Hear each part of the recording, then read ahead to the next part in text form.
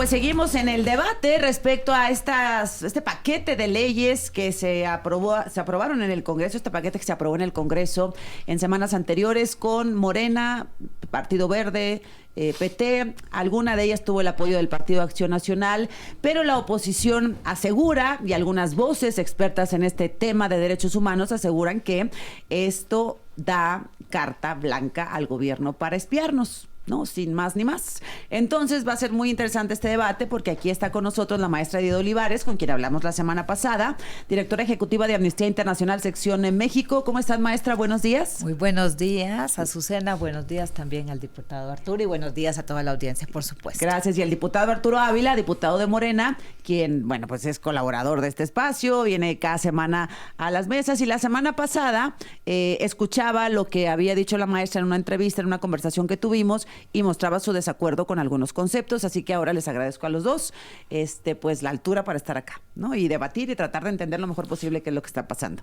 Maestra, bueno, ¿espionaje o no espionaje? Bueno, primero, buenos días, y yo quisiera agradecer el espacio también. Creo que es importante reconocer qué es lo que está sucediendo, y voy a empezar por el tema de la forma. Comentándole también al diputado, yo agradezco mucho que tengamos la oportunidad de hablar, pero creo que es importante reconocer que hemos tenido poco espacio para la conversación y las preocupaciones que tenemos organizaciones víctimas y que probablemente tengan las personas que también nos están escuchando sobre este tipo de legislación. De manera que mi primer señalamiento es que bueno que vamos a poder hablar aquí. Qué lástima que no pudimos hablar antes, porque el Congreso de la Unión mantiene una práctica de puertas cerradas en la discusión de iniciativas que preocupan a las personas, que legítimamente nos preocupan. A ver, vamos a empezar por ahí, Arturo. Hay varios organismos, Amnistía Internacional, Artículo 19, algunos otros que dicen, bueno, ojalá nos hubieran escuchado antes y podíamos llegar a un acuerdo, a algo en lo que estuviéramos más de acuerdo las organizaciones. ¿Hubo poco espacio para estas organizaciones? Yo empezaría por agradecer mucho el espacio que nos das, Azucena, para Al poder contrario, discutir gracias por estar esta aquí. mañana. Empezar por decir que yo reconozco la labor histórica de Amnistía Internacional desde que fue fundada en 1961 en Reino Unido. Reconozco también que han sido muy importantes en causas mundiales como la lucha contra la tortura, que les valió ni más ni menos que el Premio Nobel de la Paz el año en que yo nací, en 1977. Pero también debo decirle, con mucha preocupación, ¿no?, que el prestigio de esta organización no gubernamental se vea vulnerado cuando de pronto nos encontramos de entrada, o como ejemplo en una mesa como esta, en un debate con un vocero de un grupo parlamentario. Eso puede ser delicado y suspicaz, porque me da la impresión de que podemos entrar al terreno de lo subjetivo y de las afirmaciones políticas. Con todo el respeto que usted me merece, yo hoy he venido preparado, sobre todo con la participación que usted tuvo en la entrevista pasada aquí con Azucena, y sin tratar de utilizar en lo absoluto un comentario o una afirmación que nos lleva al terreno de lo subjetivo. Quiero ser muy objetivo en este intercambio de ideas, y en esa lógica lo que yo he preparado es una serie de respuestas a las afirmaciones que en mi opinión muy particular fueron completamente subjetivas en la participación y en la entrevista que ustedes tuvieron. Y esa es la esencia de por qué este debate me parece importante, y es la esencia también de por qué me parece importante decirle a quien nos escucha que me preocupa que Amnistía Internacional, con el reconocimiento que tiene histórico, ¿no?, se suba de pronto a una narrativa de comunicación que es muy parecida a la oposición o a la que tiene la oposición en nuestro país. Más adelante iré yo mencionando cada uno de los puntos. A ver, maestra. Sí, bueno, yo quisiera decir que en efecto Amnistía Internacional fue fundado en 1961 en el Reino Unido y en México en 1971. Tenemos 54 años en México de trabajar denunciando las violaciones a derechos humanos, pero también trabajando en colaboración cuando hay oportunidad de colaborar. Y muy generalmente Amnistía Internacional ha denunciado violaciones a derechos humanos, y a veces eso a los gobiernos les incomoda. Estamos acostumbrados a que eso sea así, estamos acostumbradas y acostumbrados a lo largo de estos 54 años. Y quisiera dar un pequeño ejemplo también de la colaboración que ha tenido Amnistía Internacional justo en gobiernos recientes. Al principio, hace aproximadamente 4 años, cuando se empezó a investigar, hubo esta Comisión para la Verdad sobre las desapariciones durante el periodo de la Guerra Sucia. El gobierno de la República, entonces el gobierno de Andrés Manuel López Obrador, le solicitó a Amnistía Internacional los archivos que teníamos desde 1970 y 60, en los años 60 y 70, de las personas desaparecidas, y con muchísimo gusto hicimos entrega y búsqueda de esos archivos. Y traigo este ejemplo a colación solo para recordar que por supuesto hemos estado en disposición de colaborar, pero también estamos para denunciar porque somos una organización de la sociedad civil. Entonces, en ocasiones, quien está en el gobierno siente que nosotras podríamos estar de un lado o de otro. Estamos del lado de los derechos humanos, estamos del lado de las personas. En algunos momentos coinciden con algunas ideas de políticos o gobiernos, como en algún caso con Andrés Manuel López Obrador, ahora probablemente en algunos casos con la oposición al gobierno actual, pero no quiere decir que se sumen a la política, evidentemente. No, Amnistía es una organización que parte de lo que nos enorgullece muchísimo es que somos independientes de cualquier gobierno, partido político, empresa, iglesia, y de hecho no recibimos recursos de ninguna de esos organismos, y es lo que nos ha permitido denunciar las violaciones a derechos humanos, y es lo que permite la independencia de la organización. Sí es cierto que, por supuesto, ahora lo que sí quisiera decir es, nosotros no estamos del lado de ningún partido político ni ninguna orientación política. Lo que sí hacemos es denunciar las violaciones a derechos humanos o las posibles violaciones a derechos humanos que puedan cometerse. Para ustedes, ¿estas leyes aprobadas vulneran la seguridad de los datos personales de los ciudadanos? En efecto, y además lo hemos señalado desde hace muchísimo tiempo, ponen en riesgo los derechos humanos de las personas, incluyendo, por supuesto, el derecho a la privacidad, al resguardo y a la privacidad. Ver, y esto, además, yo quisiera decirle al diputado, bueno, y en general al Congreso, que a las y los legisladores, que esto preocupa a las personas, no solamente pone en riesgo, digamos, la vigencia y respeto de los derechos humanos, sino que genera preocupación en la población, y por eso es que nos parece importante un diálogo de esta forma, y yo quisiera también que ese diálogo se diera en el marco de la aprobación de la legislación. Sí, a ver, empezaría yo por decirle que cuando usted dice preocupa a las personas, pues tendríamos que saber cuáles personas, ¿no? Porque es un comentario nuevamente subjetivo. Nosotros somos legisladores electos por una mayoría, por más de 36 millones de mexicanas y mexicanos. Usted afirmó en la participación que tuvo con Azucena la vez pasada lo siguiente, nada más para que la gente nos escuche. No, Azucena, hay más desapariciones, más asesinatos, más feminicidios, más asesinatos de periodistas, de defensores, y el Estado mexicano no se hace cargo, no. Afirmación subjetiva. No, usted dice hay más asesinatos. El gobierno de México ha logrado una reducción del 25.8% en los homicidios dolosos, que significan 22 asesinatos menos al día, y en 8 meses hemos pasado de 86.9 a 64.5. Los feminicidios han disminuido en un 24.4% desde mayo de 2019 a mayo del presente año. Si usted observa la tendencia de la política pública que inició con un crecimiento muy importante y alarmante de los homicidios dolosos desde que empezó a gobernar Felipe Calderón en 2006, usted podrá ver que hay una curva ascendente que solo tuvo una modificación, y es una de las pocas formas de poder medir una política pública hasta 2019. ¿Me permite déjeme terminar nada más. En 2019 alcanzamos 100.4 homicidios dolosos por cada 100,000 habitantes, y hoy tenemos una cifra de reducción de 70 datos que dan las fiscalías, datos del INEGI, datos del secretariado. Reitero, me parece que venir a una mesa y decir que hay más asesinatos, más desapariciones, más feminicidios, contrastando con los datos oficiales que yo le estoy dando, es una afirmación subjetiva. Fíjese que cuando yo hice alusión a eso, que es algo que repito muchísimo, tiene que ver con el periodo de militarización de la seguridad pública,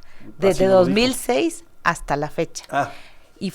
Claro, desde 2006 hasta la fecha se han incrementado los homicidios, los feminicidios y las desapariciones, a las que no está haciendo alusión. El día de ayer llegamos a la terrible cifra de 130,000 personas desaparecidas. Cuando publicamos este informe íbamos por 128,000 y ya estamos en 130,000. Y justo ayer revisando los datos, efectivamente los datos oficiales, que no son subjetivos.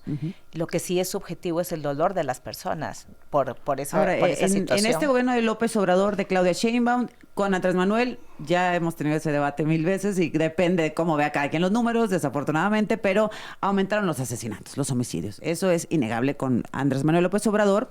Con Claudia Sheinbaum, efectivamente, están bajando los homicidios, pero hay un alza en las desapariciones, ¿no? Eso también son datos que hemos comentado aquí, Arturo, muchas ocasiones. Sí, la segunda afirmación que usted hizo en la entrevista la vez pasada fue la siguiente. Se institucionaliza este sistema de vigilancia masiva, se le da permiso, y fíjate que es lo mismo que ha pasado, Azucena, por ejemplo, con los temas de militarización, ¿no? La militarización se venía dando de facto en los...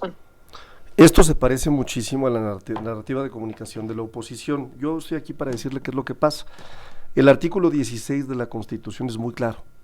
Es la máxima ley de nuestro país y establece claramente que las comunicaciones privadas son inviolables. De hecho, el artículo 183, que equivale, es exactamente igual a lo que establece el artículo 190 de la ley de 2014, únicamente establece la operación de los operadores de los medios de comunicación de colaborar con las autoridades de seguridad y de procuración de justicia en los términos en los que establece la ley. Y la ley, en todas las leyes que aprobamos en el Congreso, siempre hay una orden judicial previa, siempre se requiere de una orden judicial. Lo mismo sucede en el artículo 182, lo mismo en el 183, que dice con toda claridad que los concesionarios, y en su caso los autorizados, deben colaborar con las autoridades de seguridad y procuración de justicia para localización geográfica bajo mandamiento legal. Regresamos con orden aquí en el judicial. estudio la maestra Edith Olivares, directora ejecutiva de Amnistía Internacional Sección México, y el diputado de Morena, Arturo Ávila. Maestra, ¿qué responde a lo que plantea Arturo Ávila respecto a que estas leyes tienen, es decir, ingresar a tus datos personales requiere siempre una orden judicial, es lo que se sostiene, y que esto además tiene su fundamento en el artículo 16 de la Constitución, que no habría manera de ingresar a nuestros datos personales sin permiso? No, lo que así es, así lo dice la Constitución, pero yo le traigo al diputado este informe donde nosotras hemos podido verificar que, violando el artículo 16 de la Constitución Política de los Estados Unidos Mexicanos, en este país se han intervenido conversaciones telefónicas. Es el caso de estas tres destacadas defensoras de derechos humanos. ¿Esto fue 2020? Ella empezó se supone que la intervención empezó en 2019. Ajá. Y tuvimos que hacer esta campaña, esta documentación, para que se pudiera ejercer el ejercicio de la no acción penal, para que pudiera decretarse el no ejercicio de la acción penal, porque, o sea, independientemente violando, de que lo diga el artículo 16, claro, se violó y se espiaron. Entonces, lo digo porque sí me parece importante reconocer que autoridades del Estado mexicano violan los preceptos, agentes del Estado mexicano, los preceptos legales, y que si esto lo hacen cuando hay tal contundencia en la Constitución, cuando empiezan a haber dudas sobre cuándo se puede o no intervenir, es todavía más complicado. Y ahí estamos hablando de la Fiscalía General de la República, no estamos hablando... Con estas modificaciones hay dudas de cuándo se puede y claro, cuándo no. se establece como un mayor margen de duda que ha sido denunciado incluso por organizaciones muy respetables de derechos humanos y de derechos digitales, y por eso yo le insisto al diputado en la importancia de que podamos dialogar sobre estas dudas antes de la aprobación. Pero además yo diría, pasemos a otro lugar. La legislación ya está aprobada, correcto, ¿no? Siempre se puede dar marcha atrás, y no trabajaría yo en Amnistía Internacional si no creyera que se pueden recuperar los derechos. Sin embargo, ahora tenemos el momento importante de la reglamentación. De manera que yo le dejo al diputado también mi tarjeta, porque me parece que sería importante que nos convoque a Amnistía Internacional, que hemos manifestado estas preocupaciones, y a otras organizaciones, para que ahora sí nos hagan parte de la reglamentación, porque ahí es donde se van a poner los cómo. Y estas dudas que tenemos nosotras desde la sociedad civil, y que probablemente quiero creer que también deben tener las y los legisladores y que tiene el conjunto de las personas que nos está escuchando, podamos atenderlas para asegurarnos de que no se continúe espiando. ¿La reglamentación puede ser una seguridad? Claro que sí, ahí se pueden establecer a los candados de las dudas que tenemos, ¿no? ¿Se puede, Arturo? A ver, sin duda, pero a ver, quiero regresar un poquito a lo que se comentó, porque ciertamente me parece muy delicado. Lo que presenta ahora la socióloga es justamente, dice, bueno, es que la ley se viola en nuestro país. Bueno, pues si partimos de ese escenario, pues entonces, pues es una desgracia, ¿no? La intención justamente de hacer estas reformas y llevar a cabo tantas reformas constitucionales tiene que ver con modificar lo que sucedió en el pasado y que permitió casos de espionaje como el de Pegasus, ¿no? Que fue terrible, ¿no? Casos de espionaje desde la época de Genaro García Luna también, Calderón, que están documentados también, ¿no? Y que me parecen bastante graves. Yo quiero seguir también con algunas afirmaciones, porque me parece importante, porque aquí hizo usted afirmaciones que me parece relevante llevarlas a la arena del debate. Usted dijo esto también en la entrevista pasada.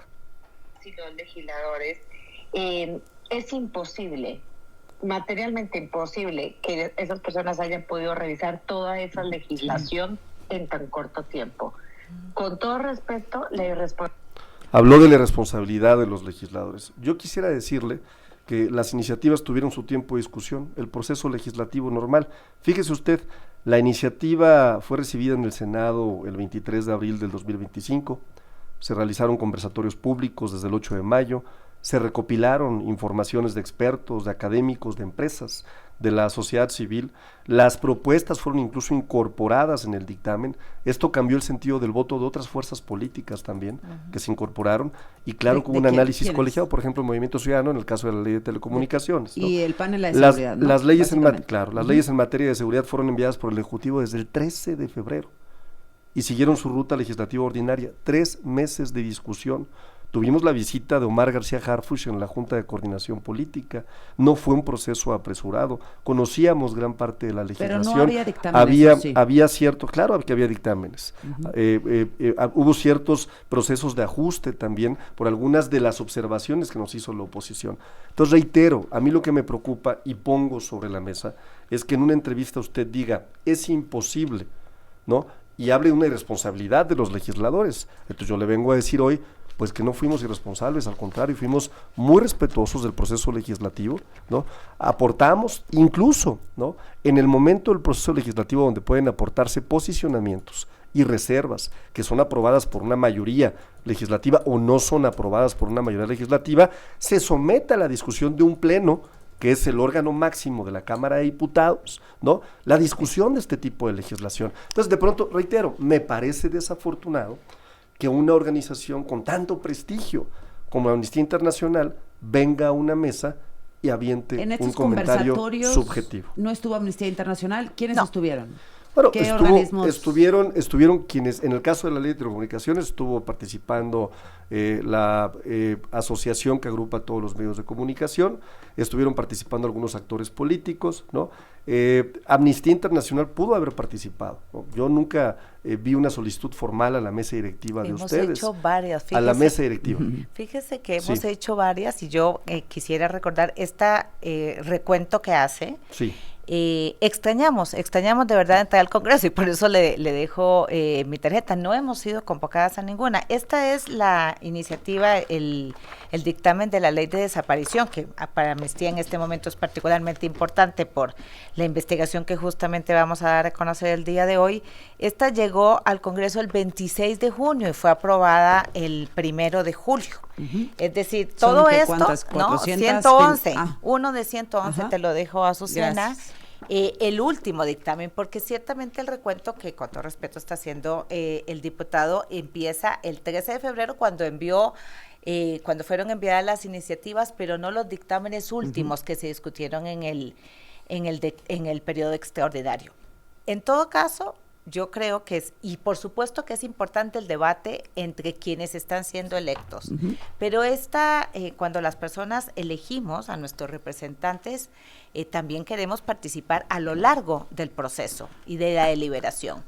Ahora, Yo el punto insisto, es lo que dice la maestra, leyes reglamentarias. O Claro, sea, ahora pasemos vamos a al llegar a un siguiente punto de punto. acuerdo, Exacto. ¿no? Si Morena insiste en que, a ver, las leyes no están, por supuesto, aprobadas de mala fe para espiarnos con túneles, candados, posibilidad de muchas interpretaciones. Bueno, las leyes reglamentarias pueden dar seguridad a quienes Azucena, piensan tenemos que partir, no está bien. Tenemos que partir de puntos de vista objetivos. O sea, no subjetivos y no que incluso caigan en la tentación de ser políticos. Mira, también la vez pasada en la entrevista, fíjate qué afirmación, esta me parece de las más desafortunadas que se hizo la vez pasada. Y los legisladores, es imposible, materialmente imposible, que esta fue. Estamos hablando de 128,000 personas desaparecidas, entonces 128,000 por lo menos teléfonos intervenidos por el Estado. A ver, me parece de veras lamentable que se plantee en una mesa seria, ¿no?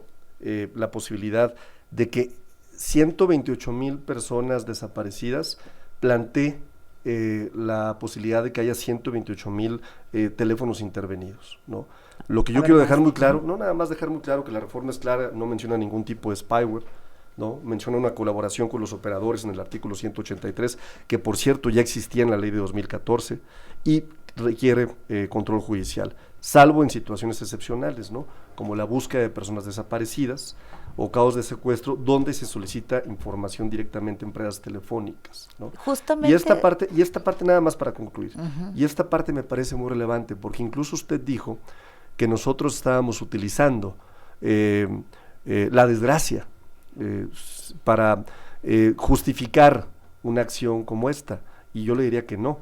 Lo que estamos es anteponiendo el interés justamente de las personas que tienen lamentablemente, ¿no?, una situación tan delicada como una desaparición forzada o como el delito del secuestro. Entonces, me parece que de pronto venir a una mesa y decir, es que de ahora en adelante va a haber 128,000 líneas intervenidas, es un posicionamiento claramente político y subjetivo. Y me sorprende que venga de Amnistía Internacional. No es político, o sea, es igualito, es muy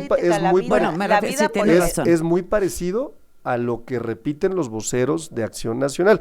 Ojo, no estoy asumiendo nada, ¿no? Y eso me parece importante decírselo. Empecé el debate en esta mesa diciendo que yo respetaba la labor de Amnistía Internacional desde su fundación, ¿no? A ver, maestra. Bueno, es que justamente esa excepción, y por eso hice alusión a esa cifra que ya no son 128,000, sino 130,000, la excepción que se establece abre la puerta justamente a que por la sospecha de que una persona pudiera estar vinculada con la desaparición, se pueda intervenir esa conversación telefónica. Y si eso se hiciera, fue lo que yo dije y lo mantengo, por cada persona desaparecida en México, querría decir que podrían ser 130,000. Y si escogen 260,000. Le pasó a Federico Doring, ¿no? Que es sospechoso de un secuestro, de una desaparición tal, y le intervinieron sus comunicaciones. Aquí nos lo Federico platicó. Doring dice por cada 10 segundos una mentira, pero sí ¿no? existía. Hay que decirlo, pues, Ahora, ¿no? lo que digo Pero es que estamos, estamos presuponiendo, y esto es lo grave del tema, ¿no? O sea, estamos actuando, o la esencia de lo que está manifestando la socióloga es, pues, como en México se violan las leyes, como en México históricamente es un país donde no se cumple la norma constitucional, o donde nos han espiado porque aquí lo planteó, Ajá. ¿no? Entonces, pues es inconfiable cualquier precepto legal y tenemos que partir de la desconfianza. Creo que y lo que eso es lo que me plantea parece es hacerlo más confiable. En este particular, además, justamente lo acaba de leer, no sería incluso sin violar ninguna ley. A ver, Sería vamos a regresar por el con la hecho conclusión de que están las personas. Bueno, vamos a concluir esta conversación. La verdad es que se fue muy rápido el tiempo, pero la maestra Edith Olivares va a presentar hoy un reporte de desaparecidos, Sí, ¿verdad? Efectivamente, hoy presentamos el informe Desaparecer otra vez. Ya les dejé a ustedes un ejemplar ahí de como primicia. Es un informe sobre las violencias, afectaciones que están viviendo las mujeres buscadoras en México. Lo presentamos el día de hoy a las 10 de la mañana en el Centro Cultural España, por cierto. Y yo solo quisiera cerrar de verdad comentándole al diputado Ávila que estamos muy interesadas desde Amnistía en colaborar, en trabajar, en expresar nuestras preocupaciones.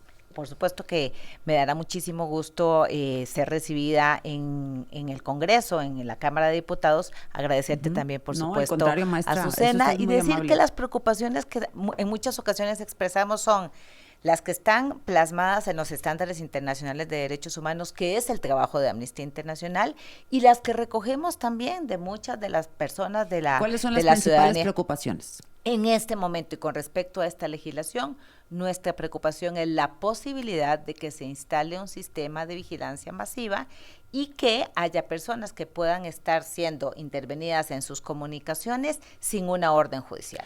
Y si eso se puede resolver en la reglamentación, con Esa es la muchísimo propuesta. gusto, por supuesto que estaremos nosotras en todo gusto de asistir, Bien. de conversar, de plantear y por supuesto que también de expresar cuáles son los estándares internacionales. En la reglamentación, ¿cómo podría dar más seguridad el que no sucediera esto del espionaje masivo? Bueno, cuando se establecen las reglas, se establecen los cómo. Y entonces ahí hay que establecer los candados de cuándo sí y cuándo no. Por ejemplo, en el caso de las 130,000 personas desaparecidas, ¿cuáles conversaciones telefónicas se podrían intervenir y cuáles no? Si no va a haber un permiso o una autorización judicial, ¿quién va a dar el permiso? Porque ponerse en contacto con la línea telefónica, la verdad, con todo respeto, pues sí, le deja una con duda de qué pasaría si yo, porque conozco a un familiar de persona, y en este país todas las personas, o tenemos una persona desaparecida o conocemos a una persona que tiene una persona desaparecida. Yo quisiera estar segura de que este teléfono